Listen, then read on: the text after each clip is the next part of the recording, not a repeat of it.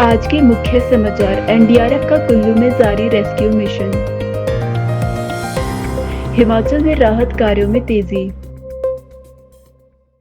CM Sukhu ने खैरी में आपदा प्रभावित परिवारों से की मुलाकात। गेयटी थिएटर में लगी आर्ट एंड क्राफ्ट प्रदर्शनी। हिमाचल प्रदेश सरकार ने किए 12 एचपीएस अधिकारियों के तबादले। पेंशनर वेलफेयर एसोसिएशन विवाद पर न्यायालय का अंतरिम आदेश जारी। हिमाचल में 1250 सड़कें बंद। अब समाचार विस्तार से। अखाड़ा बाजार कुल्लू में आई हाल ही में आपदा के बाद 14वीं एनडीआरएफ की टीमें लगातार राहत और बचाव कार्य में जुटी हुई है। अब तक अभियान के तहत 3 लोगों को सुरक्षित रेस्क्यू किया जा चुका है, जबकि 8 लोगों के शव बरामद किए गए हैं। एनडीआरएफ का यह अभियान श्री रजनीश शर्मा द्वितीय कमांड 14वीं बटालियन के नेतृत्व में अत्यंत समर्पण और सटीक रणनीति के साथ संचालित किया जा रहा है। राहत कार्य के दौरान टीमों को कई कठिन चुनौतियों का सामना करना पड़ा, जिनमें एक विशाल चट्टान की उपस्थिति प्रमुख थी। इस बाधा को पार करने के लिए विशेष शोरिंग तकनीक का उपयोग किया गया, जिसके माध्यम से चट्टान को सुरक्षित हटाकर एक मृतक का शव सम्मानपूर्वक बरामद किया गया। यह प्रयास न केवल तकनीकी दक्षता का उदाहरण है, बल्कि एनडीआरएफ की उस भावना को भी दर्शाता है जिसके तहत हर जान की अहमियत को समझते हुए राहत कार्य किए जाते हैं। एनडीआरएफ के जवान वर्तमान में भी घटना स्थलों पर लगातार दिन रात सक्रिय है और राहत कार्य में कोई लापरवाही नहीं बरती जा रही है। मलबे की गहराई, संकरी जगहों में फंसे लोग, गिरते हुए पत्थर और मौसम की मार, इन सब के बावजूद जवान पूरी प्रतिबद्धता के साथ यह सुनिश्चित करने में जुटे हैं कि कोई भी पीड़ित पीछे न रह जाए। स्थानीय प्रशासन ने एनडीआरएफ के त्वरित रिस्पांस, तकनीकी दक्षता और मानवीय दृष्टिकोण की पूरी प्रशंसा की है। वहीं आम नागरिकों ने भी जवानों के समर्पण को सराहा है, जिन्होंने अपने जीवन की परवाह किए बिना दूसरों की जान बचाने का कार्य किया। अखाड़ा बाजार कुल्लू की यह त्रासदी एक बार फिर यह दिखाती है कि आपदाएं कभी पूर्व चेतावनी नहीं देती, लेकिन एनडीआरएफ जैसे समर्पित बलों की तत्परता और मानव सेवा का जज्बा ऐसे संकटों से निपटने में देश की सबसे बड़ी ताकत है।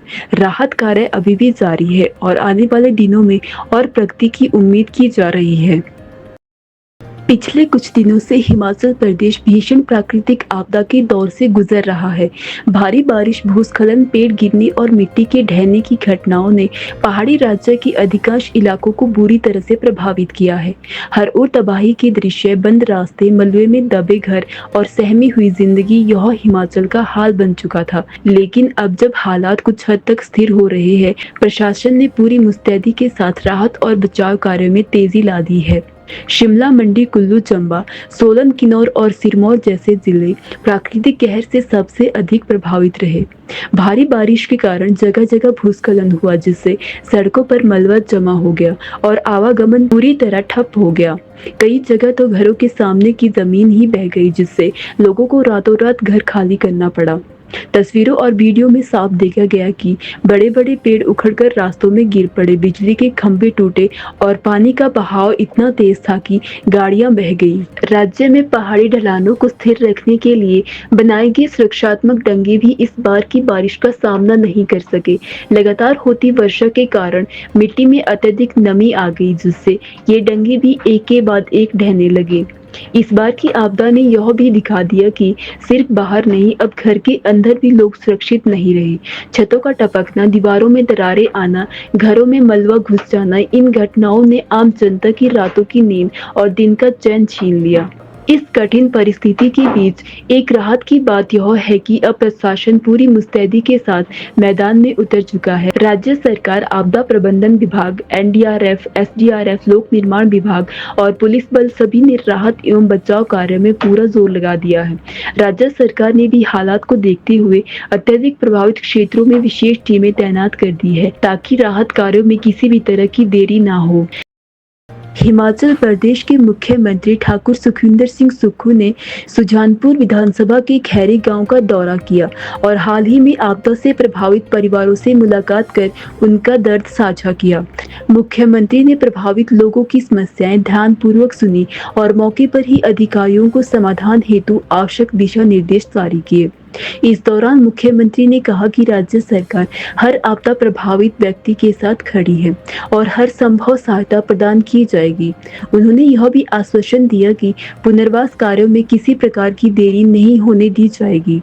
मुख्यमंत्री के साथ इस अवसर पर सुजानपुर के विधायक कैप्टन रंजीत राणा, कांग्रेस नेता सुरेश कुमार और पूर्व ब्लॉक अध्यक्ष राजेंद्र वर्मा भी उपस्थित रहे।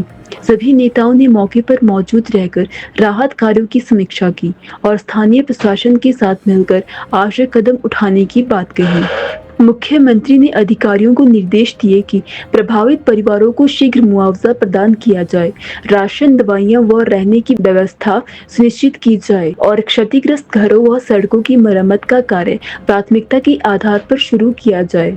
मुख्यमंत्री सुखविंदर सिंह सुक्खू का यह दौरा आपदा प्रभावितों के लिए न केवल संवेदनात्मक सहारा साबित हुआ, बल्कि यह संदेश भी दिया गया कि राज्य सरकार संकट की घड़ी में जनता के साथ कदम से कदम मिलाकर खड़ी है। शिमला के ऐतिहासिक गेयटी थिएटर में इन दिनों एक विशेष आर्ट एंड क्राफ्ट ग्रुप प्रदर्शनी का आयोजन किया गया है, जो बदलते फैशन ट्रेंड्स और आधुनिक सृजनात्मकता को ध्यान में रखते हुए सजाई गई है। यह प्रदर्शनी न केवल रचनात्मकता की झलक दिखा रही है, बल्कि लोगों के उपहार चयन को भी बेहद खास बना रही है। प्रदर्शनी में घर की सजावट से लेकर फैशन तक कई अनोखे और हाथ से बने उत्पाद प्रदर्शित किए गए हैं। प्रदर्शनी आयोजकों के अनुसार इसका उद्देश्य न केवल स्थानीय कलाकारों को मंच देना है, बल्कि बदलते समय और फैशन के साथ जुड़ाव को भी प्रस्तुत करना है। खास बात यह है कि यह प्रदर्शनी युवाओं को गिफ्टिंग ट्रेंड्स में नए और यूनिक विकल्प भी दे रही है। प्रदर्शनी में बड़ी संख्या में स्थानीय लोग और पर्यटक पहुंच रहे हैं। दर्शकों का कहना है कि अगर किसी को यूनिक गिफ्ट देना हो तो यह जगह परफेक्ट है। हर चीज में एक पर्सनल टच है जो मार्केट की चीजों में नहीं मिलता। प्रदर्शनी में भाग लेने वाले कलाकारों ने बताया कि बदलते ट्रेंड्स को समझकर उन्होंने अपने उत्पाद तैयार किए हैं। पेंसिल स्केचेस करता हूँ, मेरा काम ज़्यादातर यही है। मैं पोर्ट्रेट स्केचेस वगैरह करता हूँ। ऐसे ही मतलब गिफ्ट्स के लिए बनाते हैं, जैसे कोई तो एज ए हॉबी बनाते हैं, कोई किसी को गिफ्ट करने के लिए बनाता है, कोई कपल बना लेता है या कोई बच्चे बना लेते हैं, अपने बच्चों का बना लेते हैं।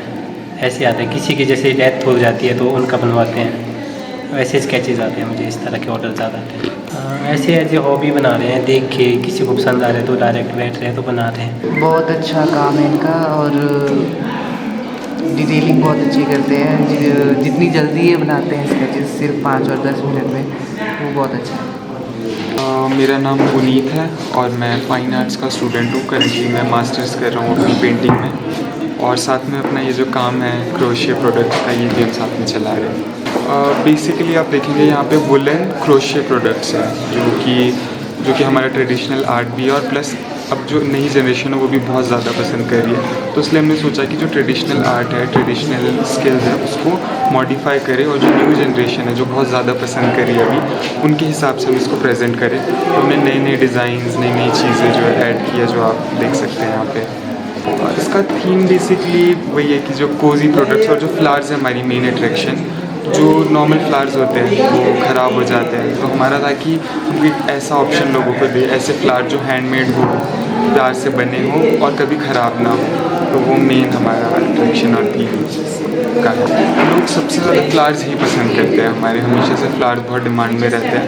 लोग को बहुत नया कंसेप्ट लगता है ये, तो मेनली फ्लावर्स है। बाकी हर चीज़ को बहुत पसंद कर रहे हैं। छोटी प्राइस रेंज हमारा बहुत मिनिमम 30 रुपीज़ से स्टार्ट है और 3000 तक हमारे पास कुछ बैग है जिसमें बहुत इंट्रिकेट डिज़ाइंस और हमने किया हुआ है। ये मैम सोफ़ा थ्रोज होते हैं, बाकी इनको आप कैसे भी यूज़ कर सकते हो बेबी ब्लैंकेट्स की तरह, क्योंकि जो हमने इसमें वूल यूज़ की है वो बहुत ही हाई क्वालिटी वूल है।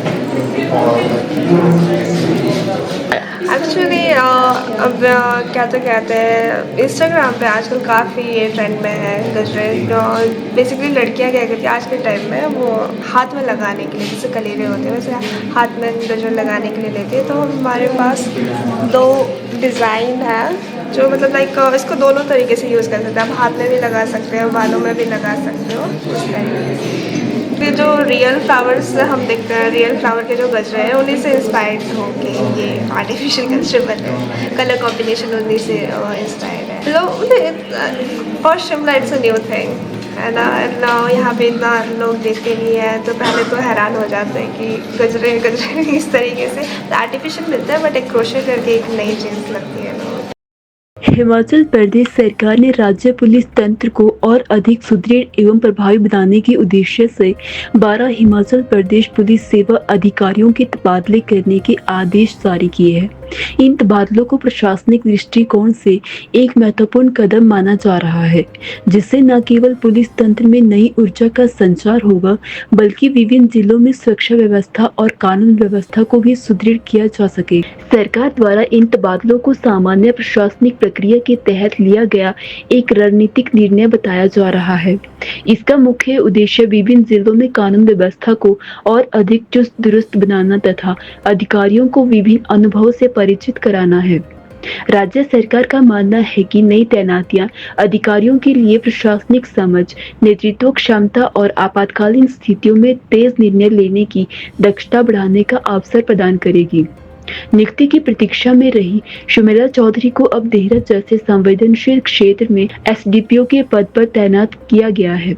उनके पास युवा दृष्टिकोण, नवाचार और ऊर्जा की जो क्षमता है, वह कानून व्यवस्था बनाए रखने में प्रभावी साबित हो सकती है। हिमाचल प्रदेश सरकार द्वारा किया गया यह बड़ा प्रशासनिक बदलाव न सिर्फ पुलिस महकमे में नई कार्य क्षमता लाने की दिशा में एक बड़ा कदम है, बल्कि इसे राज्य भर में सुरक्षा व शांति बनाए रखने में भी मजबूती मिलेगी। आने वाले दिनों में यह देखना दिलचस्प होगा कि ये अधिकारी अपने अपने क्षेत्र में किस प्रकार से कार्य करते हैं और सरकार की जनहितकारी नीतियों को जमीनी स्तर तक पहुंचाते हैं। शिमला जिले की पेंशनर वेलफेयर एसोसिएशन से संबंधित एक महत्वपूर्ण विवाद में न्यायालय द्वारा अंतरिम निषेधाज्ञा को विवाद के अंतिम निपटारे तक जारी रखने का आदेश दिया गया है। यह आदेश 2 अगस्त 2025 को पारित की गई अंतरिम निषेधाज्ञा के संदर्भ में दिया गया है, जिसे अब अंतिम निर्णय तक प्रभावी रखा जाएगा। यह निर्णय तब सामने आया जब श्री आत्माराम शर्मा ने प्रेस को संबोधित करते हुए मामले की संवेदनशीलता और संगठनात्मक असमंजस पर प्रकाश डाला। 6/7/2025 को सुंदरनगर में हमारे जो राज्य पेंशनर वेलफेयर एसोसिएशन के इलेक्शन हुए थे, उसमें मैं प्रधान इलेक्ट हुआ था। पर जो दूसरा एक हमारे से स्प्रिंटर ग्रुप है जिसकी जो उनके इलेक्शन 8/7/2025 को कांगड़ा में हुआ थे, उनके जो सो कॉल्ड प्रधान है सुरेश ठाकुर और उनके महामंत्री ने एक हमारे जो ये फॉर्म है हमारा रजिस्ट्रार कोऑपरेटिव सोसाइटी, जिसमें कि हम रजिस्टर्ड है, हमारे यहाँ जो ये पेंशनर वेलफेयर है जिसमें रजिस्टर्ड है, उसमें उन्होंने हमारे अगेंस्ट 2/8 को इंटीरियम स्टे लिया था और उसमें बोला गया था कि हम ना तो इसका नाम लेंगे और ना ही फंड जो है इसको हम यूज कर पाएंगे। ये एक्स पार्टी स्टे था। बाकी आप भली भांति जानते हैं एक्स पार्टी स्टे में ऐसा होता है कि हमारे को वहाँ सुना नहीं जाता, एक पार्टी को ही सुना जाता है और ये 2/8 के ऑर्डर है। पेंशनर वेलफेयर एसोसिएशन 2008 के करीब बना है, तब से लेकर आज तक तकरीबन जितने भी प्रधान रहे हमारे पहले और मेनली जीवानंद जीवन जी जो थे IAS रिटायर थे, जब से वो आए तब से लेकर आज तक तकरीबन 30-35 साल हो गए हैं। उसके बाद उनके बाद जो विशिष्ट जी है उन्होंने कार्यभार संभाला था, उसके बाद मैंने संभाला था। पिछले तकरीबन 30-35 साल का इतिहास है कि हमेशा जो इलेक्शन है हमारे संविधान के मुताबिक होते हैं और वैसे ही इलेक्शन हुए थे। आने वाले दिनों में हमारे जो जिला के है, चाहे वो मंडी जिला है चाहे कुल्लू जिला है, जो बाहर के जो पेंशनर है वो अपने लेवल में मीटिंग कर रहे हैं। इसमें जो पाबंदी है वो रिस्पोंडेंट नंबर 1 और 2 मैं और हुकम सिंह ठाकुर जो जनरल सेक्रेटरी है कि हम पैड यूज नहीं करेंगे, हम गवर्नमेंट को इस पैड पे चिट्ठी नहीं लिखेंगे। मैं अपने आप को ये नहीं बोलूंगा कि मैं अभी प्रधान हूं और ना ही वो लोग बोलेंगे कि प्रधान है जब तक कि इसका फैसला नहीं हो जाता। धन्यवाद। आप कोई क्वेश्चन पूछना चाहे तो मैं हाजिर हूँ आपके जवाब देने के लिए। और ये हमारे पास जो एक कोर्ट के ऑर्डर है मैं देना चाहता हूँ, आप इसकी कॉपी ले लीजिए, क्योंकि पीछे भी जो हमारे लोग हैं वो इस तरह की बातें करते हैं कि हमारे पास ऑर्डर है, मैं ऑर्डर नहीं दिखाना चाहता, और अपनी अपनी अपनी बातें करते हैं। पर हमने पिछले 1 महीने तक जो हमारे ट्रिब्यूनल वहाँ के माननीय डेप्यूटी रजिस्ट्रार के ऑर्डर थे उसका अक्षरशः पालन किया है। आगे भी हम जो है उनका ऑर्डर का पालन करेंगे। और हम अपने जो हमारे लीगल जो एक्सपर्ट है या एडवोकेट है वो 9 तारीख को माननीय जो ये हमारा फोरम है उसके सामने पेश होंगे, और उसका जो भी आउटकम होगा मैं आप लोगों को बता देना चाहता हूं। क्योंकि हमारे को जो हमने भी बोला था इसकी में जो इनकी ऑब्जर्वेशन है, हमारे केस में ऐसी कोई ऑब्जर्वेशन नहीं थी, इनके केस में ये ऑब्जर्वेशन है कि इरेगुलर लग रहे हैं इलेक्शन। क्योंकि जिस तरह उन्होंने किए वो जो हाउस होना चाहिए, जो डेलीगेट होने चाहिए, जो वहां जाने चाहिए इलेक्टेड डेलीगेट हर जिले और इससे, वो उसमें नहीं गए। आपका धन्यवाद। लोक निर्माण मंत्री विक्रमादित्य सिंह ने बताया कि प्रदेश में भारी बारिश और भूस्खलन के चलते 1250 सड़कें बंद है। भरमौर चंबा नेशनल हाईवे को खोलने का प्रयास जारी है। उन्होंने कहा कि बार बार हाईवे और लिंक रोड बाधित हो रहे हैं और इन समस्याओं की जड़ में मौजूद कमियों को दूर किया जाएगा। मंत्री ने कहा कि मलवा नदी नालों में डंप नहीं किया जाएगा और पीडब्ल्यूडी व ईएनसी अधिकारियों को अवैध डंपिंग पर सख्त कार्यवाही के निर्देश दिए गए हैं। प्रभावित क्षेत्रों का दौरा कर उन्होंने यह भी बताया कि कलवर्ट बंद होने से नुकसान कई गुना बढ़ गया है। ग्रामीण क्षेत्रों में यदि किसी नई सड़क के निर्माण में फॉरेस्ट कंजर्वेशन एक्ट का उल्लंघन पाया गया तो संबंधित अधिकारियों पर सख्त कार्यवाही की जाएगी। रहे हैं कि प्रदेश में जितने भी हमारी सड़कें हैं उनको हम लगातार उसकी मॉनिटरिंग कर रहे हैं और लगातार उनको खोलने का पूरा प्रयास किया जा रहा है। आज भी मैंने सुबह जो हमारे ईएनसी है उनसे मैंने बात करी है और आज भी करीबन 1250 सड़कें प्रदेश के अंदर बंद है और हम उनको खोलने का पूरा प्रयास जो है वो कर रहे हैं। मुख्य रूप से जो हमारे 2 NH हैं, एक आपका जो बंजार घाटी को जोड़ता है वो है और एक दूसरा आपका जो बंजार से औट को जोड़ता है और दूसरा जो आपका भरमौर क्षेत्र का NH है। दोनों को हम तीव्र गति से खोलने का पूरा प्रयास किया जा रहा है। जैसा मैंने आपको कहा कि जो भी कमियां डिपार्टमेंट की ओर से रही है उनको आने वाले समय में पूरा करने का हम प्रयास करेंगे, जिसमें नंबर 1 जो है वो आपका जब रोड कटिंग किसी भी क्षेत्र के अंदर होती है, किसी भी क्षेत्र के अंदर जो है वो नई सड़कों को बनाया जाता है तो उसमें जो मक निकल कर आता है वो हमारा नदी में नालों में उसको डंप किया जाता है। हालांकि बाकायदा FCA फॉरेस्ट कंजर्वेशन एक्ट की परमिशन के बाद ही एक डंपिंग साइट स्वीकृत करवाई जाती है, मगर कई जगहों पे ये देखा जाता है कि जो हमारी डंपिंग साइट्स है वो अधिकृत डंपिंग साइट्स ना होकर ठेकेदार जो है वो समय को बचाने के लिए, खर्चे को बचाने के लिए कई प्राइवेट जगह पे डंपिंग शुरू कर देते हैं। दूसरा, प्रदेश के अंदर जो हमारा कलवट है, कलवट कई जगहों पे बंद है। इसका भी मैंने जो है, क्योंकि अभी मैं खुद ग्राउंड जीरो पे कई जगहों पे गया, चाहे हम भरमौर के क्षेत्र में मैं व्यक्तिगत रूप से गया, मंडी के कई इलाकों में मैंने व्यक्तिगत रूप से दौरा किया, चाहे वो सिराज है, जंजैली है, आपका मंडी सदर है, करसोग के कुछ इलाके हैं। और वहाँ पे जो एक वास्तविक परिस्थिति है, और वो केवल वहीं की नहीं है, पूरे प्रदेश की ये वास्तविक परिस्थिति है कि बहुत जगहों पे जो नेचुरल कलवर्ट्स है, अगर 10 किलोमीटर में एक सड़क को बनाने के लिए 10 कलवट या 5 कलवट अगर स्वीकृत करवाए जाते हैं तो सच्चाई ये है कि उसमें से आज केवल 1 कलवट है जो कार्य जिससे पानी चला हुआ है। बाकी सबको नीचे निजी भूमि होने के कारण जो है वो बंद कर दिया गया है। उसकी वजह से जिस तरीके का फ्लो पानी का जाना चाहिए वो नहीं जा रहा है और उस दृष्टि से हमको ये नुकसान जो है वो मल्टीप्लाई हो गया है। ये तो ये स्वाभाविक है, जब पानी फ्लो में आएगा, कहीं बादल फटेगा तो पानी को अपना जो है एक रास्ता ढूंढना है। और जब इस तरीके की ये पानी जब इस तरीके का ब्लॉकेज होगा तो उससे निश्चित तौर से जो नुकसान का क्वांटम है वो मैनीफोल्ड बढ़ जाता है। तो ये भी एक बहुत बड़ा कारण है जिसकी वजह से जो नुकसान हुआ है, क्योंकि कई चीज़ों तो हम कह सकते हैं कि it is an act of God, कि भगवान के आगे तो हम कुछ नहीं कर सकते हैं, मगर ये कुछ ऐसे चीज़ें हैं जिस पे हमको और फोकस करने की आवश्यकता है ताकि जो डिज़ास्टर है उसके क्वांटम को, उसके नुकसान को, उसका जो इंटेंसिटी है उसको कम किया जा सके। उस दृष्टि से हमने ये कार्रवाई आने वाले समय में जो है हम करने का उसको प्रयास करेंगे।